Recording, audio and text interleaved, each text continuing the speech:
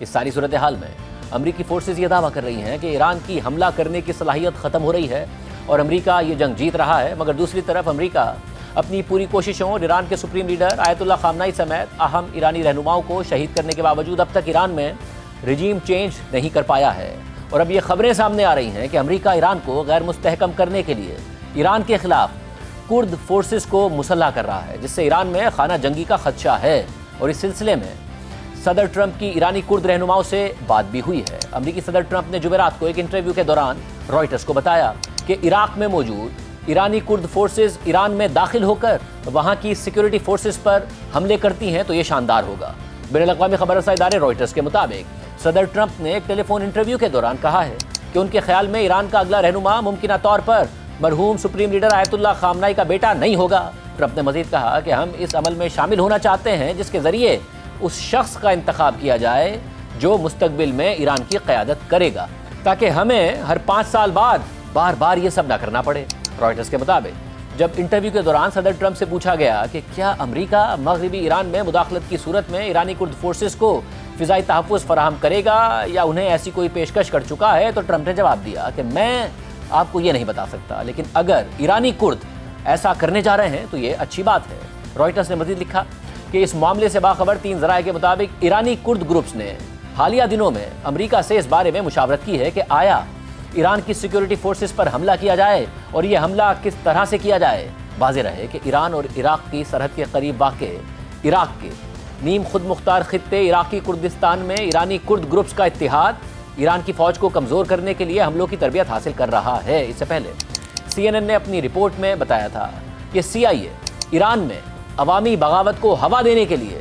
کرد فورسز کو مسلح کرنے پر کام کر رہی ہے۔ ذرائع کے مطابق ٹرمپ انتظامیہ ایران کے اپوزیشن گروہوں اور عراق میں کرد رہنماؤں کے ساتھ انہیں فوجی معاونت فراہم کرنے کے حوالے سے مذاکرات کر رہی ہے۔ اور ایک سینئر ایرانی کرد عہدیدار کے مطابق منگل کو ہی صدر ٹرمپ نے ڈیموکریٹک پارٹی آف ایرانی کردستان کے صدر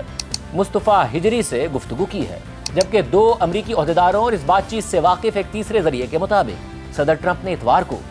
عراقی کرد رہنماؤں سے بھی بات کی تھی تاکہ ایران میں امریکی فوجی آپریشن اور مشن کے آگے بڑھنے کے ساتھ امریکہ اور کردوں کے باہمی تعاون پر تبادلہ خیال کیا جا سکے۔ یہ اس لیے اہم ہے کیونکہ ایرانی کرد گروپس کو مسلح کرنے کی کسی بھی کوشش کے لیے عراقی کردوں کی حمایت درکار ہوگی تاکہ ہتھیاروں کی ترسیل ممکن ہو سکے اور عراقی کردستان کو لانچنگ گراؤنڈ کے طور پر استعمال کیا جا سکے۔ خبروں کے مطابق امریکہ عراقی کردستان کو ایران کے خلاف حملوں کے لیے لانچنگ گراؤنڈ بنانے کی کوششیں کر رہا ہے، مگر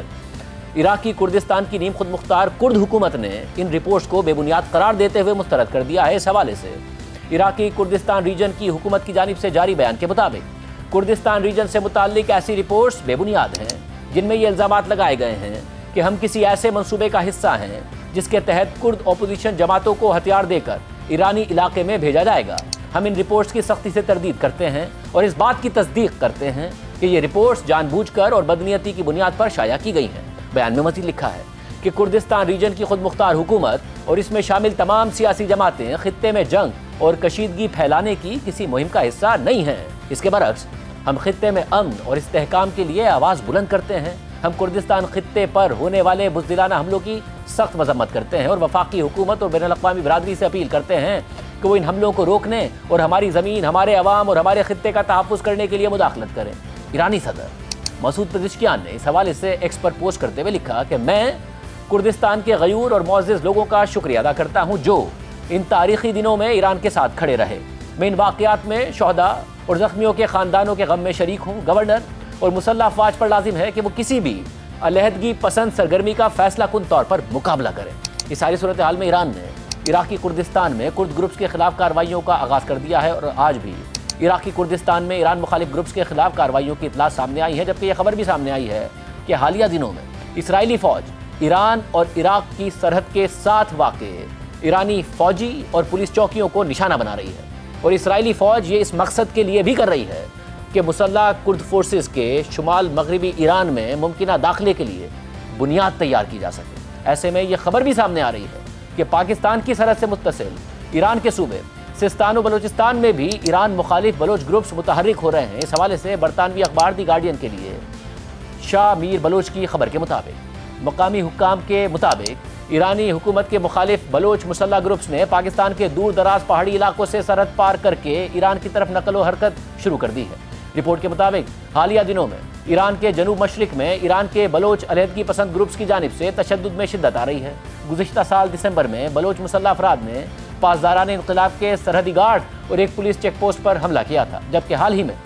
ایران میں سب سے فعال بلوچ مسلح گروپس جیش العدل نے مسلح دھڑوں کا ایک نیا اتحاد قائم کرنے کا اعلان کر دیا ہے، جس کا مقصد ایرانی حکومت کے خلاف جدوجہد کو مضبوط کرنا ہے۔ اور اس اتحاد نے منگل کو ایرانی بلوچستان کے شہر زاہدان میں ایک پولیس اسٹیشن کے کمانڈر کو قتل کرنے کی ذمہ داری بھی قبول کی ہے۔ اس حوالے سے یورپ میں مقیم ایرانی بلوچ رہنما ناصر بلیدی کا ماننا ہے کہ تمام ایرانی کمیونٹیز امریکی مدد کا خیر مقدم کریں گی، لیکن امریکہ نے اس حوالے سے ماضی میں غیر مستقل پالیسیاں اپنائی ہیں۔